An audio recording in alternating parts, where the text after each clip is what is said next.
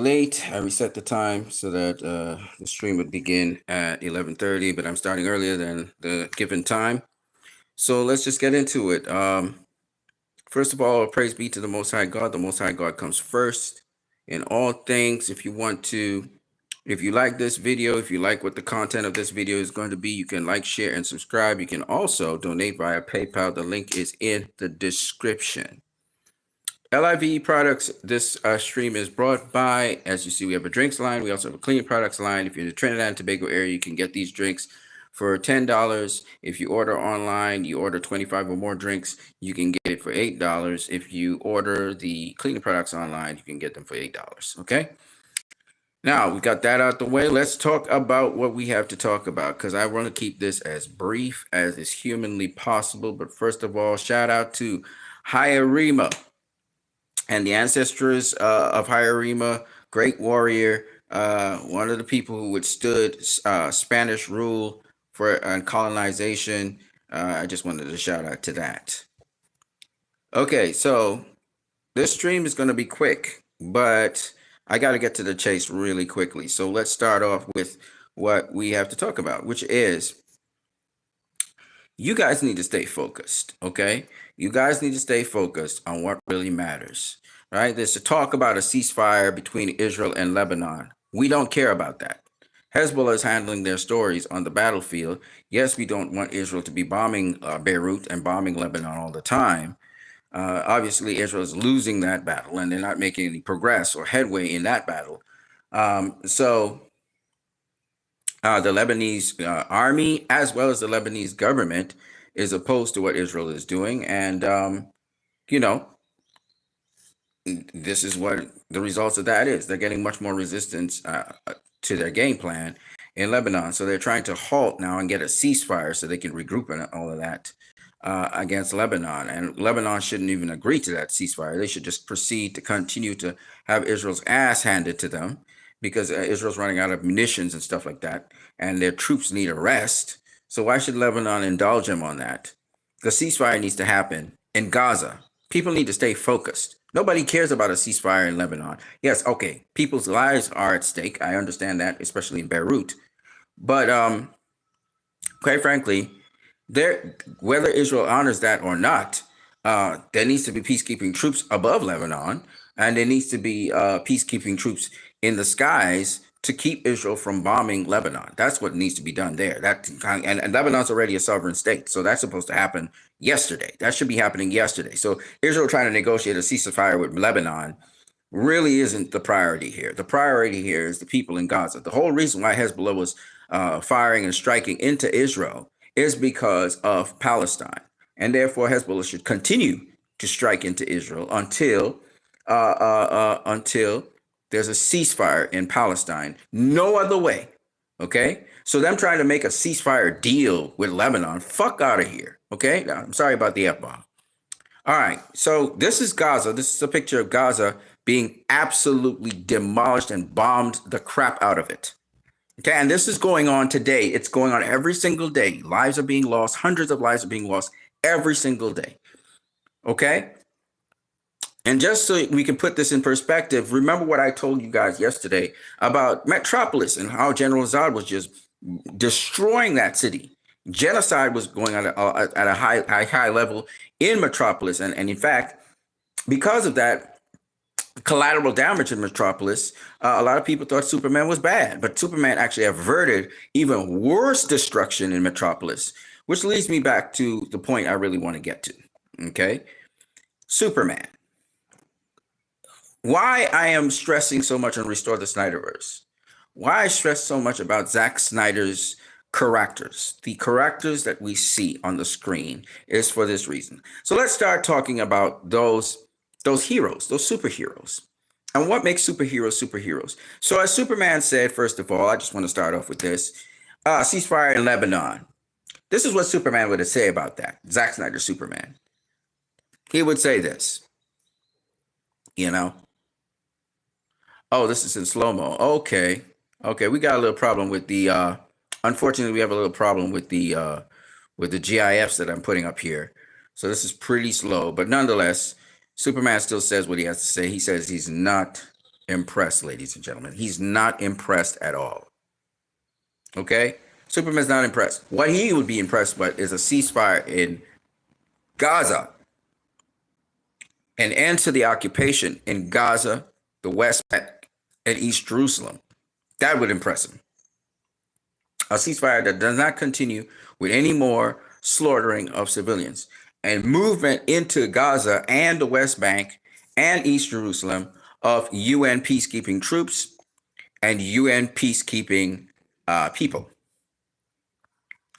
And UN peacekeeping forces flying the skies to ensure that no more superiority in the skies for Israel, so that Palestine can be protected and it can be formed into a state or whatever they want to do next. If they want to integrate into Israel and have a democratic society with equal rights, whatever negotiations Israel and Palestinians want to work out after that, or if the Palestinians want to work out some negotiation with themselves, fine.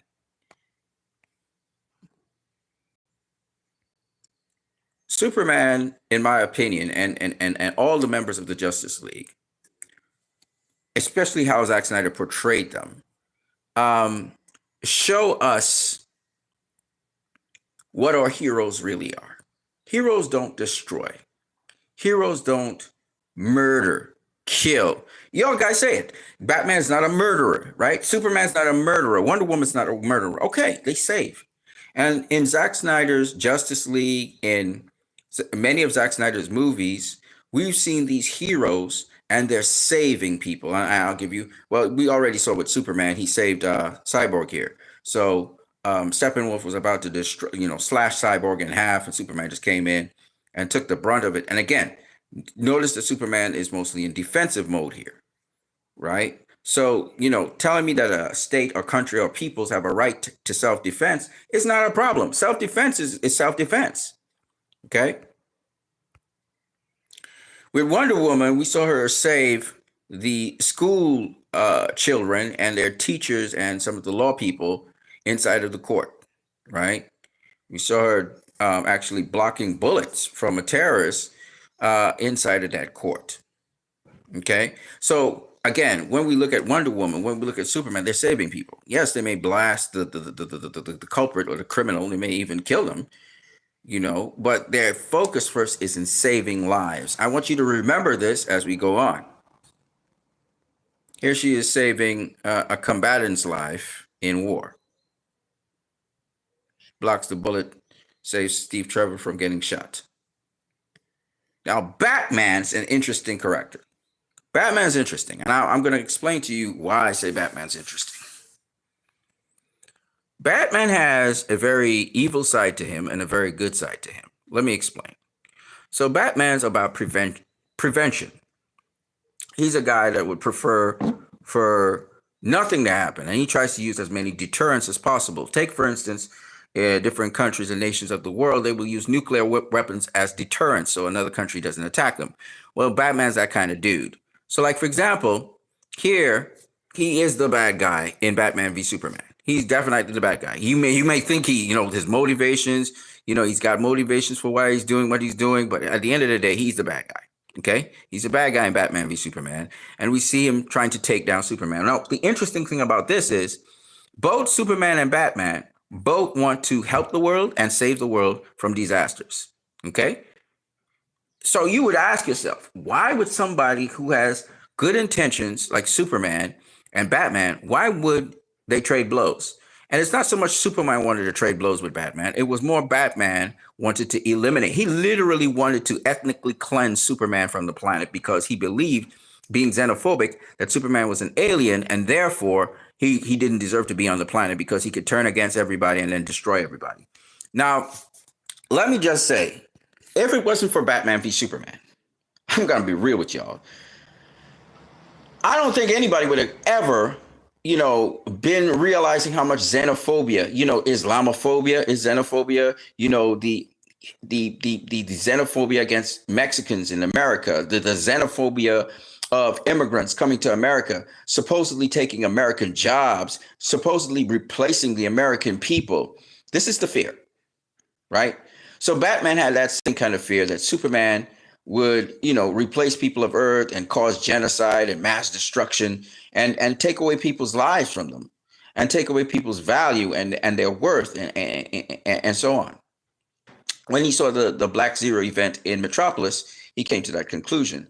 And from then on in, Batman set out to kill Superman. He intended to stop him. He intended to kill him. Okay. And that's the mark of once you think that a group of people don't have a right to live on this planet, they don't deserve to be in the same space as you, that's when you become genocidal. That's when you become a mass murderer. Even people who we see people who they do mass killings. Usually these people who do mass killings and take out so many different people because they literally have a hate in their heart for people around them and think those people don't deserve to live. And that's why they take out so many people, right? And so mass killings is a sort of form of genocidal thinking, okay? And if it wasn't for BVS, I'm telling you, we wouldn't have movies about xenophobia as we had.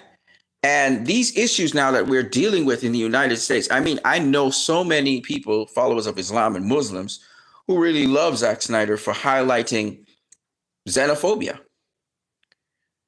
Now, here's the funny thing about this whole thing and why it's so stupid. They talk about Mexicans coming across the border and how, they cause more crime and the drugs trade and all this bullshit. But some of the best food in America is Mexican food, right? They tell you to go try this tortilla. They tell you to go buy this, that, and the third. And most of the food is Mexican food. So here's the thing I never quite understood about racist. Do you like benefiting from the culture, from the entertainment that diverse people provide for you? You love the music, you love the dances, you love the food, you love the entertainment. Yet, for some reason, you hate the fucking people. Excuse my F-bomb. It's so stupid. Your life has been enriched by them, but you want them gone. And what do you want to do? You want to replace them with yourself as if you had all this culture and all these things. We see it with hummus. Hummus is a food the Palestinians are known for. And Israelis now have taken on the hummus and they call it their own. We see the green olives. We see the scarf, the Palestinian scarves that Palestinians wear. They want to outlaw the scarves and then they want to take it and wear it. And it's so stupid. You want what the people have. You like what they do. But yet you're not willing to have the people around to share it with. And it's the same thing I see with Zack Snyder's movies. You can see Warner Brothers wants to have the kind of style and the kind of content that Zack Snyder provides, but they don't want Zack Snyder. It's the same fucking racism. It's stupid, ladies and gentlemen. So anyway, Batman is an interesting character because Batman starts off as a bad guy. In BVS, you're watching the development of a bad guy. He's a bad person. He's not a good person. He's looking to kill Superman in Batman v Superman. And a lot of people are very perturbed by Zack Snyder's movies because he takes the main character and they say, well, Batman doesn't kill and Batman won't go out and there. Well, actually, Batman does kill. And then actually, Batman has plotted and planned to kill a number of characters, just never got to completely carry it out. But he wanted to kill the Joker he was going to kill the Joker in Death in the Family graphic novel. Okay. So Bat's a human being. And once he feels that those around him that he loves is threatened, he thinks the threat level is high enough that there's no other recourse but to stop and eliminate the threat. He's going to kill if he has to. Okay. And we've seen him kill Darkseid. We've seen him, kill a number of major characters in his run as Batman throughout comic book canon and comic book history. Okay. So Batman's the well, besides Wonder Woman, Batman's probably the most likely character to kill. Wonder Woman does kill. Okay. But my point being, Wonder Woman still won't kill just like that. Anyway, the point is that Batman represented in BVS so pointedly xenophobia. And xenophobia is a stupid thing, just like racism. Racism and xenophobia are really retarded things because, like I said before, because of cultural differences, because of diversity, you benefit from it. You're enriched by it. You know, there are so many things Black people invented that we use today, from the very cell phones to things that you take for granted, like the internet. Okay? Their contributions to the world that you have in here is very important. So when you have stupid racist hate towards Black people, it's retarded because every single race and every single culture contributes to the world you benefit in and you actually have today.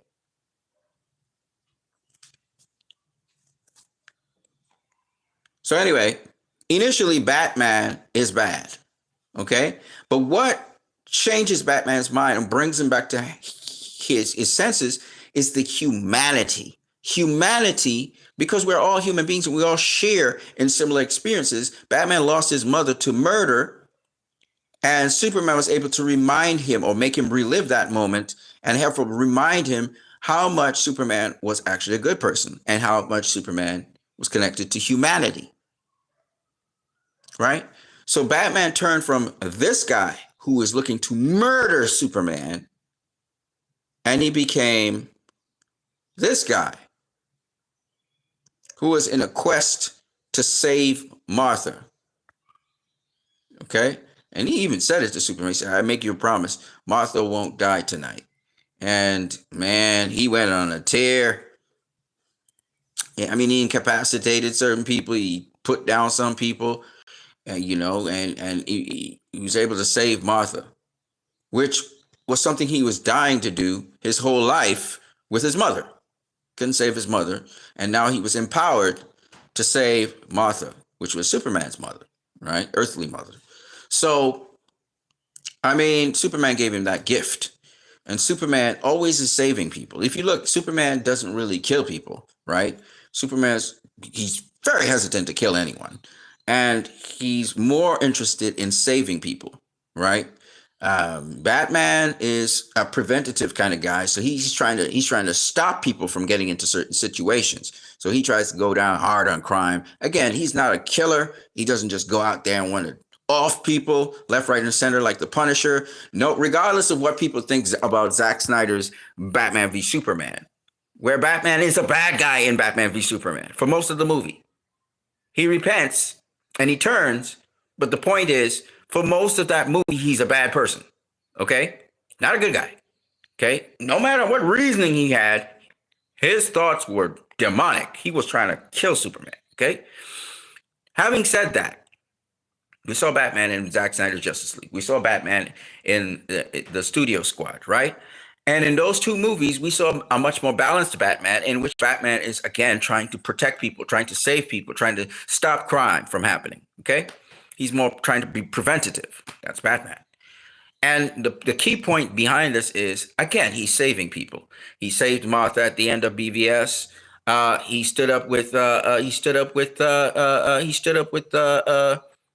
Wonder Woman and Superman,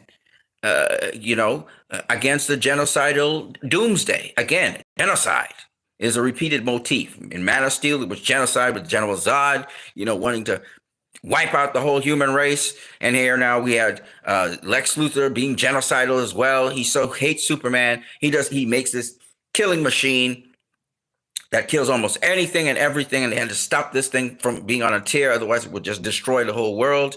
Right? Genocidal again. We see genocide again in BVS.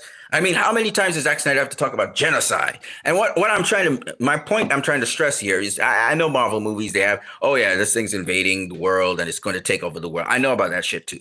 But what I'm saying is, the difference is Zack grounds the characters. You feel like this is our world. You feel like this world in BVS and in Zack Snyder Justice League and Man of Steel. It feels very much like our world. And Zack wanted to do that so that we could see those echoing motifs. See, Zack and all these other directors, they have a good sense of history. They know how many times from way back in the ancient Greek history, the ancient Chinese history. Well, Zack's more into the Greek history, ancient Chinese history, Oriental history, Russian history, etc. These motifs that are happening today are not anything new. They're a repeat of things over and over, and the human condition is nothing new. That's something that's been there for thousands and thousands of years. Different people have written on it in different ways. So when these guys portray these characters, they're taking it from a, like I said before, a historical perspective. They're taking it from what Zach says is a mythological perspective. But the myth has truth in it. You see?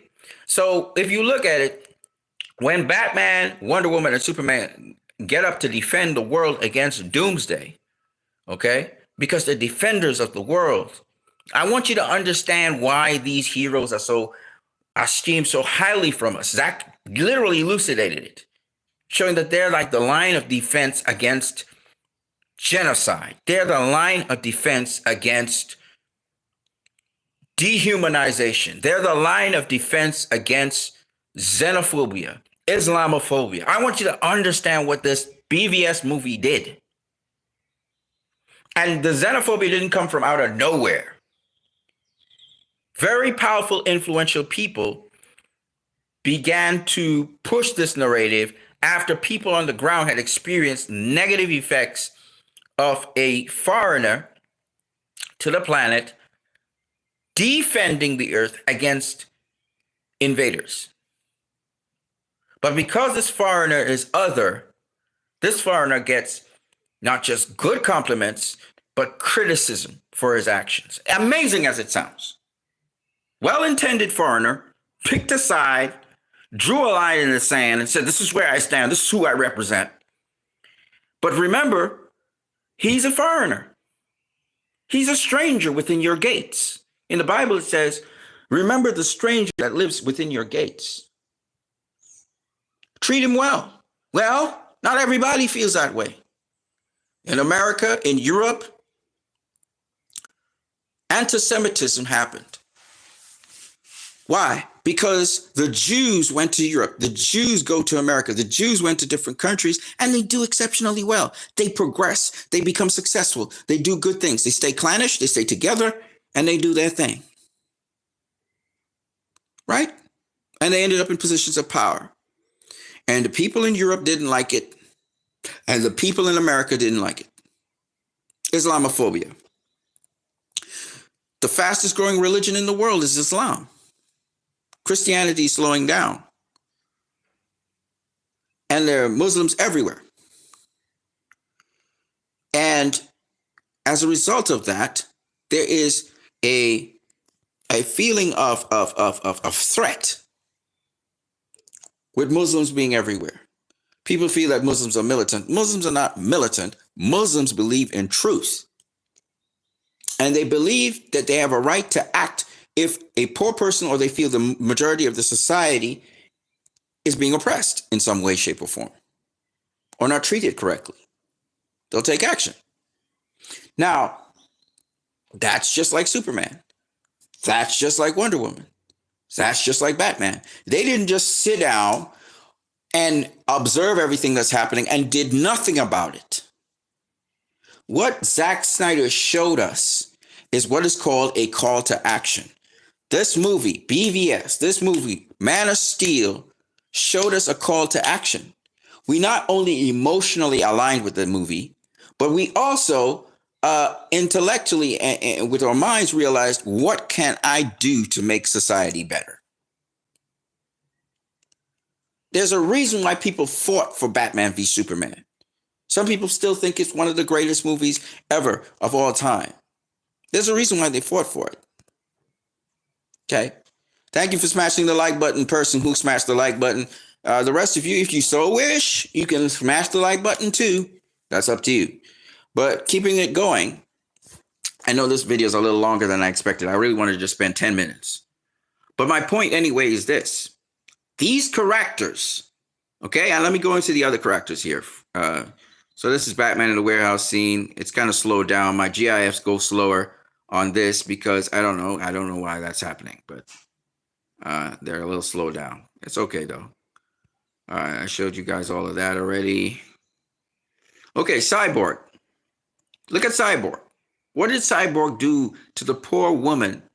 You know, the poor woman who didn't have any money. Hold on a second. Let me just come out of this for a second and come in here. Okay, Cyborg. So Cyborg was watching at a woman's life. He went into some bank or something. I was watching at accounts of different people. He pulled up this account. This poor woman who couldn't pay her rent at the end of the month. And he decided to alter her account, which is what you saw over here. A second here. Let me see. Here.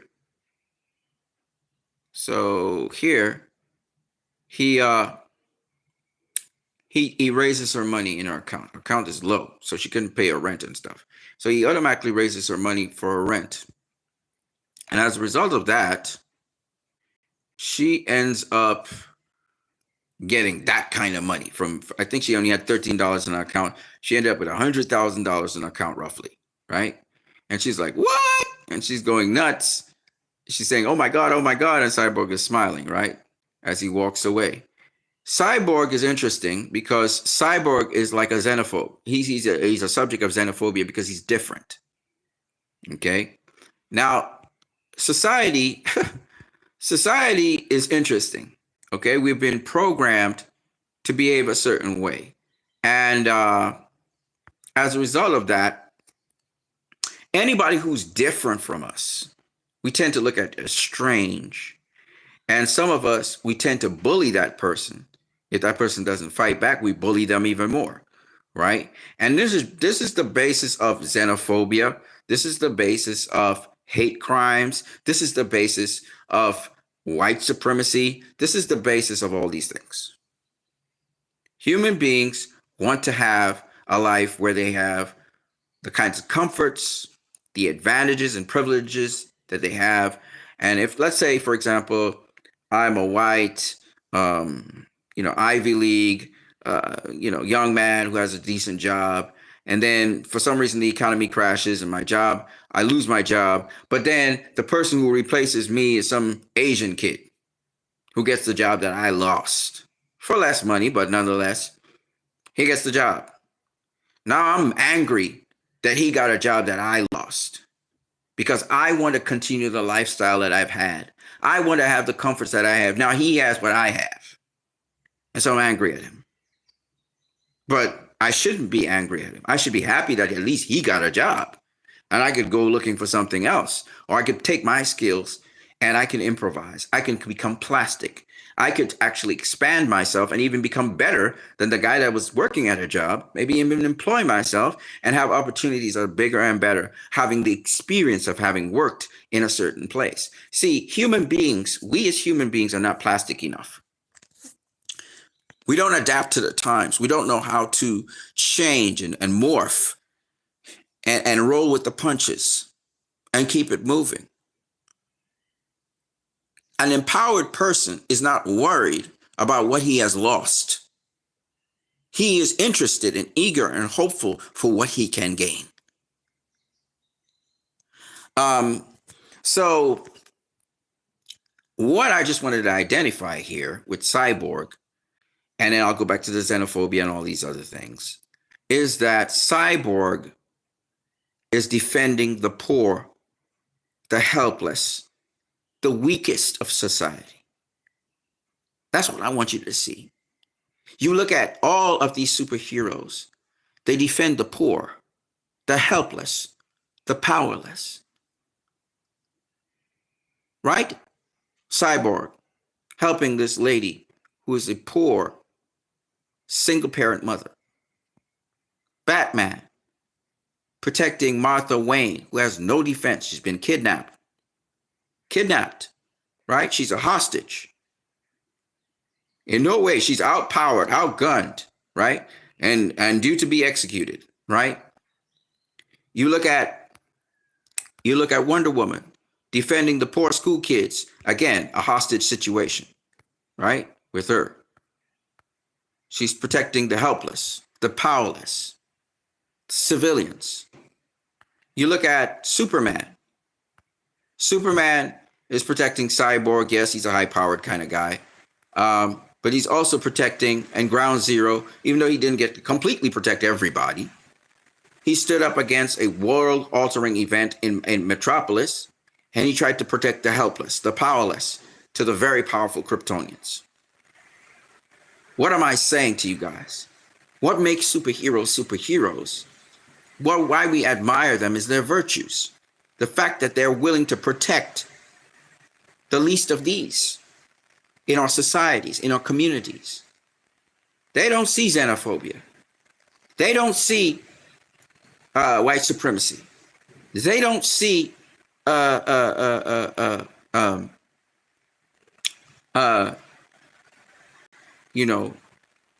don't see and label people as, physically disabled.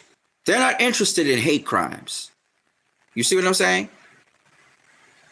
And this is what makes them so great. This is what makes them so good. And because Zack Snyder's movies, we see all these extra values, these extra virtues in these characters.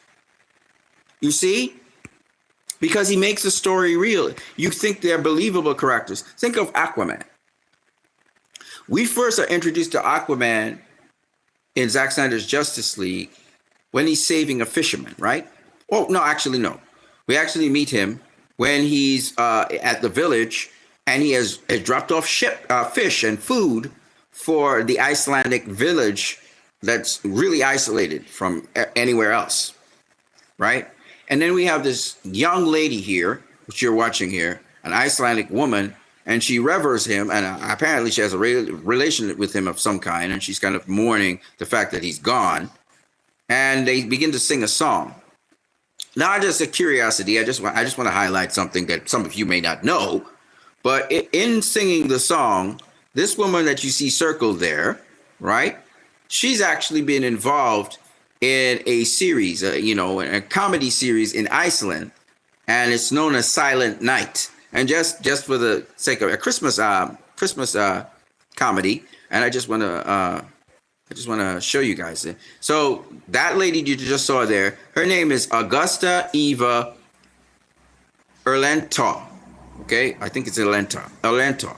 Okay, and she's an Icelandic actress and singer, and she's best known for a portrayal of the controversial character Sylvia Knight, not Silent Night, Sylvia Knight in the television series, I can't pronounce that, and during the 2006 Eurovision Song Contest, okay?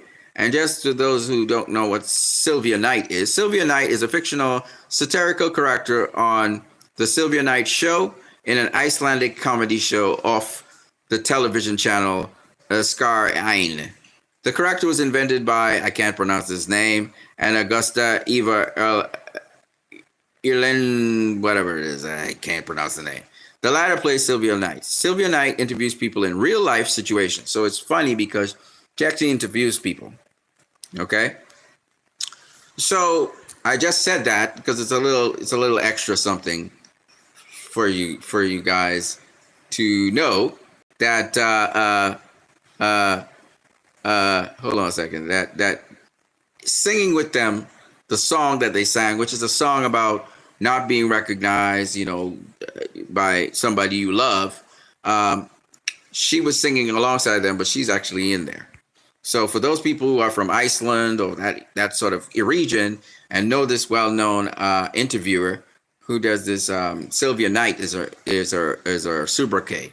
I hope. And you do see the old man that was there telling you, do you think we are dogs and stuff? The whole village came out to see Aquaman leave because they're very grateful to him for helping them, of course.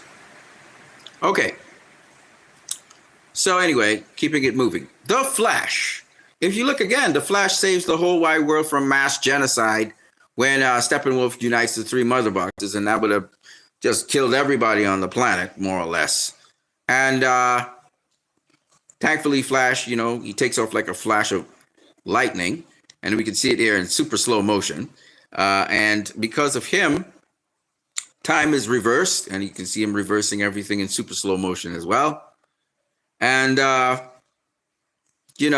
because of that, he saves the world. And then, of course, he also saved Iris West. Here she is coming out the car, and he just busts through the window here. This is in super, super, super slow motion. Okay. This is the Iris West that he meets. And here he is saving her from the car. He moves her from the car before the car could tumble and throw her from it, and she could die. Okay. So again, saving people's lives. In this case, Iris West was the focus of his love interest. And the hot dogs, you see the hot dogs flying as well. And then you also see him save the whole wide world, right? So when you look at all these characters, there's depth to it with Zach. Zach's giving you depth about them. And the point I'm making here they are. The point I'm making here with these characters is that you, me, and the others who are looking for truth and justice, not the American way, because policy-wise, American way is not the way to go. And I understand now why Zach did not put in the American way, okay? Because, oh my God, policy-wise, it's kind of scary what they do, okay? And the people who actually run it, the shadow government of the United States of America, the intelligence agencies, the military industrial complex, it's scary what they do to other countries and other peoples, and even to the democracies of other countries and other peoples. It's pretty scary how special interest groups on Wall Street, these companies, how they have so much sway into why you have warfare in Congo right now, because certain private interests want the cobalt, want the natural resources of the country. And so they have the country in disarray because of that. It's just scary when you start to really break down what U.S. policy is and what they're actually doing globally. But you, me, citizens of the United States, citizens of the world, we are the Justice League. And what Zack Snyder started, we're going to take and continue, because you guys are going to feel like you need to do something. And you know why? Because we had the movement release the Snyder Cut. We actually did something when we saw an injustice happen. And it was led by a Chinese lady. You guys remember who that was? You remember her? Zhang? I don't even know what's happened to her. We used to call her our queen and stuff.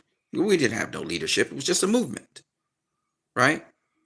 And my point is this. What the point I'm making is this. Justice, truth is important. These are very good virtues and values. And we're not here to preemptively strike people and to kill and murder and commit genocide. We are here to prevent genocide. We are here to defend and protect the weak, the powerless, the helpless from the oppressor. Isn't that what the Justice League is all about? Isn't that what Zack Snyder was able to capture in Man of Steel, Batman v Superman, and Zack Snyder's Justice League? But you have to keep your eye on the prize. You have to keep focused on what really matters and what does not. And what really matters right now is that there are way less than 2 million people now. Probably maybe 1.9 million Palestinians right now. There's no place safe in Gaza. There's flooding going on there. They live in tents. People are losing their lives to the elements. People are losing lives to malnutrition and starvation. People are losing their lives to lack of medication for illnesses. People are losing their lives to drone attacks, to bombings and bombardment. Okay?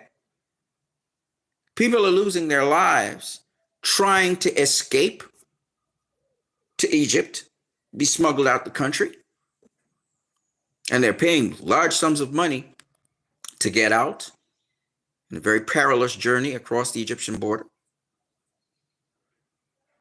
People are losing their lives for just existing in the north of Gaza, in a combat zone. So my question to you guys is, I don't know what part of the world you're in. You may be in Israel and you may be watching this, because I have friends in Israel who watch this stuff. I don't know where you are, but it's urgently necessary right now that we stop this slaughter that's going on in Palestine, in Gaza, in the West Bank, and in East Jerusalem. And I know in each one of these territories I'm speaking about, there exist Jews, Jews who are opposed to what is happening. People always feel that, and when I say Jews, I am talking about the Palestinian Jews. I'm talking about the Jews that have been there all along. You have some ultra-Orthodox Jews in East Jerusalem. You have, in the West Bank, strangely enough, you also have Jewish people who have turned Muslim. They were endemic to the region. They chose not to go with Israel. They choose to stay in the occupied territories with their families. Then you also have Jewish people in Gaza. When I say Jewish, I mean through, genetics, through descendants. They're Jewish, okay? And they may be Muslim now, or they may be Christian in Gaza, okay? Some of them are Ashkenazi Jews who came down into Gaza because they married people and they can't go back into Jerusalem and be separated from their families. There's all this going on. There are people who are in who are in Israel, who have partners in Gaza, who are pleading for a ceasefire because their partners are held hostage by the conditions. Some of them have lost loved ones. Nobody's talking about these stories. These are unique stories, and these are very important stories of love. People who love each other and are willing to die to stay with each other, to expose themselves to some of the most heinous conditions to be with each other. Nobody's talking about this. They're not talking about love. They're not talking about how people can cross boundaries because they love other people, be treated as subhuman, sub-citizens because they love other people. That's the sacrifice we're talking about. Nobody's talking about that, though. But there's some incredible stories to be told from what is going on right now. And they will be told.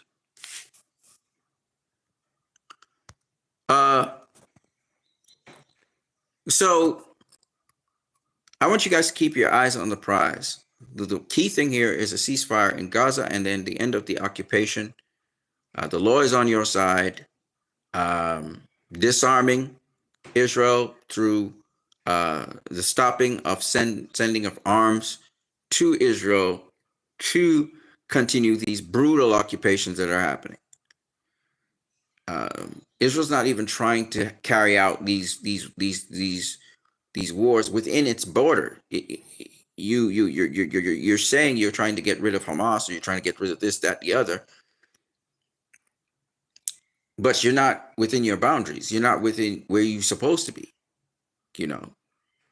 And so I'm not saying that they shouldn't go after Hamas wherever they are. They want to do that. That's fair game. If you say Hamas committed these atrocities in your country or broke your boundaries. Remember, any sovereign country's boundaries that are broken is a breach of international law when action is taken. So that, the preemptive strike against Iraq, for example, that the U.S. conducted was wrong. But Iraq's preemptive strike on Kuwait was wrong, et cetera, right? You have to respect a country's boundaries. This is where Russia went wrong with Ukraine. You don't violate the boundaries of Ukraine. Even though Russia did submit something to the United Nations in expressing their intention to go across Ukraine's boundaries. Now, why I say this is because it's important for people to realize that Gaza is the focus. They're trying to distract you with a ceasefire in Lebanon. Nobody gives a damn about that. We care that, if you don't go bombing Lebanon, that's fine. That's good. That's a plus in there. But you're getting your ass kicked on the battlefield anyway, so we don't care. You know, what I'm interested in is a ceasefire in Palestine and the withdrawal of troops from Palestine. The occupation. The ICJ said immediate removal of occupation, immediate recompensation of the people in that region, and then the immediate right of return for those people to go back to their regions. So that begins to be implemented. That is going to be a good thing. You know, there are a lot of settlements in those regions, and I don't know if people will be willing to just leave those settlements like that, but I think that's what needs to be done. So the focus for everybody is to see a ceasefire in Gaza. Not just a ceasefire, though. Even if they get a ceasefire, that doesn't really mean much. The occupation needs to end. And Israel is providing of electricity, gas, water, and all of that. And the siege they have around Gaza needs to end. Right? Israel's intelligence is good enough to target leaders of Hamas if they wanted to and take them out. They chose to go this route of frustrating, killing, hurting, maiming the population of Gaza.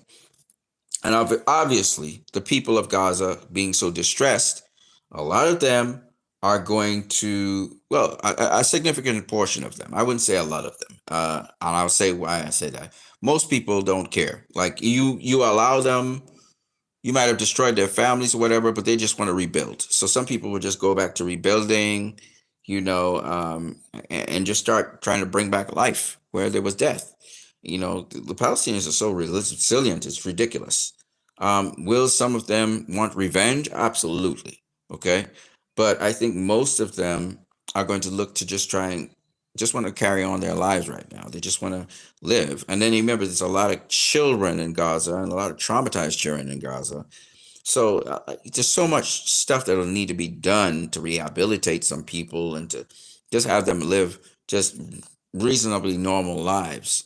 Because the terror attacks that Israel did on it is so damaging to the children, particularly. They're so traumatized that it's going to be hard for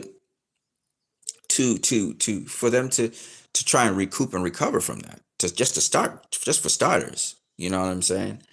So, some will want revenge. Some will, some have already joined Hamas and all that, and so on and so on. So I'm just saying that me personally, you personally, whoever's listening to this video, whether we're talking about Palestine, whether we're talking about Armenia, whether we're talking about, which again, Armenia hardly gets any coverage. I look at certain things that are happening in the world and they don't even get coverage. Palestine at least got coverage so we could act on it. You know what I'm saying? But Armenia, still, Sudan doesn't get that kind of coverage. Congo doesn't get that kind of coverage. Somalia doesn't get that kind of coverage. Libya is in a mess. Nobody's really covering that. You look at Syria. Syria's in a mess. Nobody's really covering that. So we don't really know the details of these stories. You're in the dark about it. You have to ask yourself, why is the media highlighting certain things a lot and then other things not much? The coverage on Palestine, I guess it's because the people kind of keep it prominent in everybody's mind. But, there's so much other atrocities going on in the world, which are linked. It's the same mindset. It's the same, sometimes the same players involved in what's happening with the conflicts there and keeping the conflicts rolling. The insidious UK and America seems to pop up in different places. Every now and then also Russia may pop up. You see these empires, and these empires seem to always have a stake in different things. And the resistance really comes from, Russia opposing America and Western values, China opposing America and Western values at certain points. And then again, sometimes Chinese is working with America, sometimes Russians are working with America. So, it's just one of those weird things where people with power seem to be involved in either causing wars or in trying to stop wars from happening and resisting, having an area of resistance to protect, you know. So I just find it very interesting, though. I find it very interesting. And you have to understand something. And I mean, I speak to you. You are the Justice League. You are the people. And I will say something to you guys. I want you to get more informed and more aware of the world beyond your little cubicle, your little space, your little country, whatever it may be. You may be United States of America, whatever. You need to get more involved in what is happening around the world. And why that's so important is because you're able to see things with a better perspective, because the motifs, they keep on repeating themselves. You begin to realize who is actually not doing things for the greater good of other people. You see within your own countries, respecting, like my country of Trinidad and Tobago, I'm seeing the ills and I'm seeing the systemic um, oppression of people within my country, and I'm sure it's similar in other countries. We're seeing this happening, and it's only strong leadership and some people who put their foot down and say, no, no, no, no, this is not happening today, you know. But most politicians, they play to the crowd, they play to the people, but really and truly, that's rhetoric. Their policies are really ironed out by the business communities and by oligarchs. So you have to be understanding of that. You have to be careful of that, especially Western world and Western societies. And they do have the elite group in the Western society who try to plan out the whole agenda for everybody. And that's also ridiculous. You know, I've seen it also within corporations. I've seen it within organizations. There's always this elite group. And I don't have anything against elite groups or anything. It's just that I want you guys to remember they're accountable to you. They're only elite because you've made them elite. I want you to understand how much power you have. You determine how the future goes. If you accept everything as it is and say there's nothing you can do to change it, well, you're not part of the Justice League, because the Justice League understands that they can impact change. Your power is not just in your voice, your power is in your actions and what you understand you are capable of doing and what you're not capable of doing. Again, understand there's something called civil disobedience. If some law is passed, which is bad law, that is to say, the law does not involve the majority of the people, and it's not in the benefit of the majority of the people, but in the benefit of the few, and it's bad law. It's not good law. So think about these things, and this is where civil disobedience comes into play. And if the law is on your side, you should civilly disobey, but understanding that the law backs you in that respect. Okay, I spent almost an hour, but I see. Oh, a lot of you guys are in here. And also, I see that some of you have smashed the like button. Don't forget, you can smash the like button if you like what you're seeing. Apparently, some of you like what I'm saying. I can't be a Christian. I can't call myself a Christian. Christianity is not just saying the right things and talking about Jesus, Jesus, Jesus. I love Jesus. Don't get me wrong. I love my Jesus juice. I love Jesus. I do. But there are people who take religiosity to the next level, and it clouds their judgment in the sense of this. And I didn't say spirituality now, I said religiosity. They're two separate things, okay? I was thrown out of a group for sharing secular music, for example, recently. The owner of the group said I was giving too much. She said, "What would Jesus have shared so much secular music?" I said, "Well, how the hell you know what Jesus would share?" What I was basically saying to that person was, you are basing a lot of your stuff on pre-rehearsed traditions, and you've lost the understanding of why those traditions are that way in the first place. You're just following the traditions by route. You're not trying to live something and be something. You are instead trying to copy something. And there's a difference between imitation and being something. And I could imitate a singer and sing exactly like them, but I am not them. I don't have the same experiences. It didn't come from the same place. I may execute it very well, but somebody might say to me, something's missing. It's because I don't have their experiences. And how I should convey music or sing music should be the way how I have experienced life. And that's the difference between being authentic and being an imitator. And to me, Zach's authentic because when he does his, when he does a story, you can tell it's coming from his perspective. It's coming from his view of the world. And that's authenticity. It's not trying to imitate anyone. He's not trying to fulfill a certain format that a studio has dictated he should fulfill. When I watch a Marvel film, I feel like it's a manufactured something. I don't feel like it's art. I don't feel like it came from a place of authenticity. And I'm really not a fan of Marvel for that reason. They do tell stories, but it feels like it's manufactured stories. A group of collection of people came together and worked out the formula for how best to relay something so that demographics could be satisfied. And I just don't feel that with Zack Snyder. I don't feel that with guys like Zack Snyder, Ridley Scott, even though Ridley Scott did a dud recently.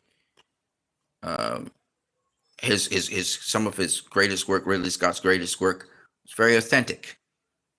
And more importantly, besides being emotional and so on, I feel like those movies had an impact on me earlier in my life. And my values were shaped by these entertainment. One of the weirdest things, I can read and intellectually and cognitively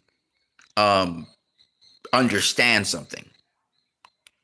But it's different when you experience something, the impact from experiencing something. And that's why, the scriptures always say, well, basically I'll summarize it like this. Actions speak louder than words. It admonished parents to be an example to their children. This is how you teach them. Yes, you can tell them what's the right thing to do, but it's better to show them what the right thing is to do.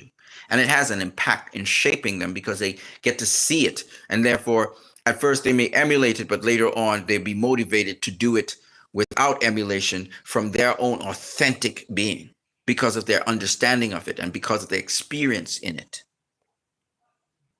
The authenticity of being a Christian is important, not imitation. And while we may begin by imitating, which is the greatest form of flattery, we must evolve into an authentic way of expressing what it is we are, because we've come to terms with what we really are. And that's the best way to put it down to this situation. You see the authentic people and you see the fake people. You see the fake Christians who are not able to discern when an oppressor is oppressing the oppressed, who are not able to discern and speak up about it, because a lot of people are not speaking out still. A lot of people are hesitant to speak on this issue because this is an issue where you have to pick a side. There is no neutral ground. There is no, well, both sides need to know. There's none of that. An atrocity has been committed for almost a century.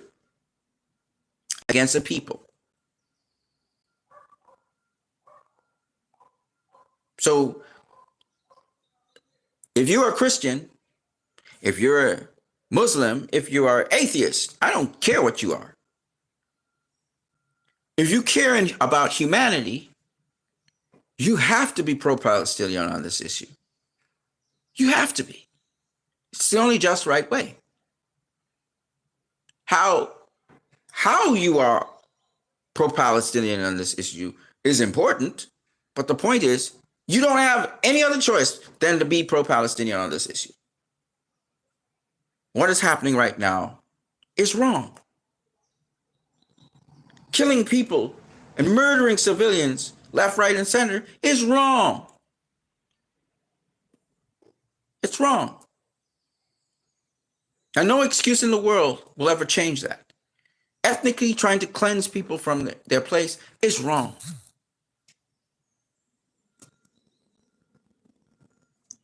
So anyway, that's what I got for you guys. I am Christ, I am disciple, and thank you for lending your ears to this. I see some of you listen all the way to the end, and this is the end right here. I took a lot longer than I expected to take on this. I thought I was going to spend 10 minutes on this issue. I knew I kind of prepared it for this. I decided to center it around Restore the Snyderverse because a lot of you guys who say you're Snyderverse fans, if you are telling me you are pro-Israel on this issue and that Israel has the right to murder the crap out of innocent civilians, you're on the wrong side of history. I don't care who you are. You're wrong, and history is going to look very unfavorably on your anti-humanism. They talk about anti-Semitism. Well, this is anti-humanism. You are the same as General Zod. You are the same as Steppenwolf. You are the same as Darkseid. You ain't a member of the Justice League. I'm gone. You guys have a good one.